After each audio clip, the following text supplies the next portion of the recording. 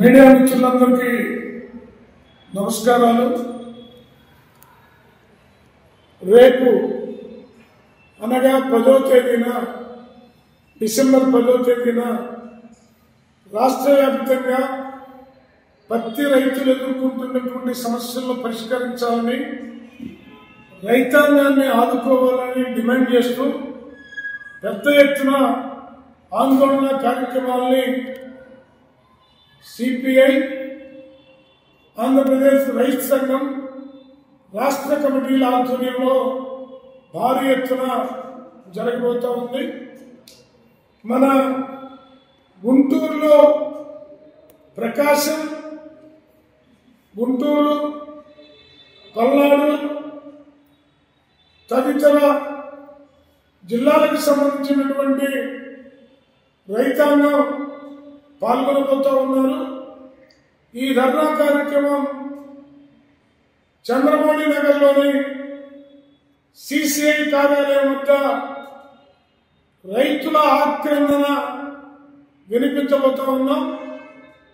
ఇవాళ జగన్మోహన్ రెడ్డిని చంద్రబాబుని జగన్మోహన్ రెడ్డి భూషణల పర్వం తప్ప రైతాంగాన్ని ఆదుకోవాలనే వైపున ఏ ఒక్కరు కూడా సీరియస్ గా లేనటువంటి దశలో ఇప్పటికే అనేక రూపాల్లో ఆందోళన కార్యక్రమాలు చేసినటువంటి పిమ్మట ఇది ఈ రాష్ట్ర ప్రభుత్వానికి ఛాలెంజ్ విసురుతూ రాష్ట్ర వ్యాప్తంగా భారీ ధర్నాలకి పూనుకోబోతా ఉన్నాం.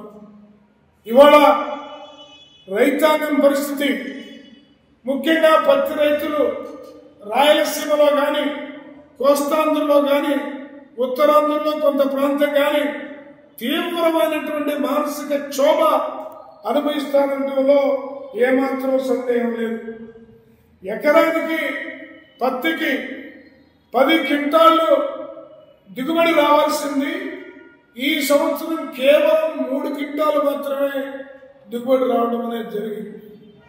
ఆ వచ్చిన దిగుబడి కేంద్ర ప్రభుత్వం మద్దతు ధర ప్రకటించిన 8,110 రూపాయలు ఇస్తున్నారంటే అది కూడా లేక కేవలం 3,000కి, 5,000కి, 6,000కి నాణ్యమైన పత్తిని ప్రైవేటు వ్యాపారస్తులకు అమ్ముకొని కళ్ళనీళ్ళ పర్యంతమవుతున్నటువంటి రైతాంగం బాధ చూస్తే అన్నదాతకి ఈ దేశంలో, ఈ రాష్ట్రంలో ఎంత దౌర్భాగ్యకరమైనటువంటి గతి పట్టింది ఈ ప్రభుత్వాల వల్లనే తీవ్రంగా ఆక్రోశిస్తున్నారు ప్రజలు కూడా.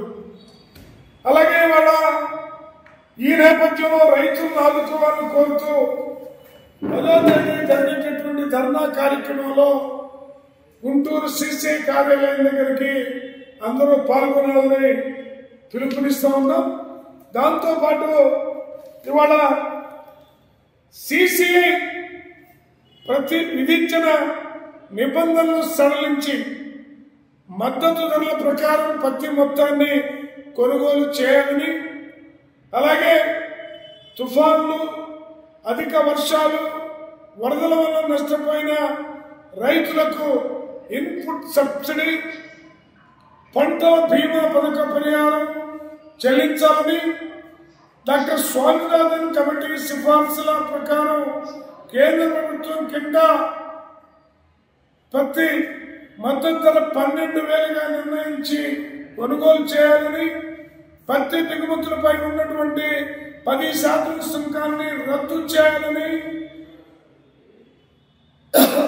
అలా ప్రవేశపెట్టినటువంటి జియోని తక్షణమే రద్దు చేయాలని కోరుతూ కొనుగోలు కేంద్రాలకు రైతులు తెచ్చే పత్తి రవాణా ఛార్జీలు కూడా రాష్ట్ర ప్రభుత్వం భరించాలని, పత్తి పండించే ప్రాంతాల్లో అన్ని నియోజకవర్గ కేంద్రాల్లో కొనుగోలు కేంద్రాలు ఏర్పాటు చేయాలని, కాటన్ కార్పొరేషన్ ఆఫ్ ఇండియా అనగా సిసిఐ వద్ద నిల్వ ఉన్న సుమారు 2.5 లక్షల బేళ్ల పత్తిని వెంటనే డిస్పోజ్ చేసేందుకు కేంద్రం చర్యలు తీసుకోవాలని, విత్తనాలు, ఎరువులు, పురుగు మందులు, వ్యవసాయ యాంత్రీకరణ కార్యక్రమాలపై పరికరాలపై ఉన్న జీఎస్టీని పూర్తిగా రద్దు చేయాలి.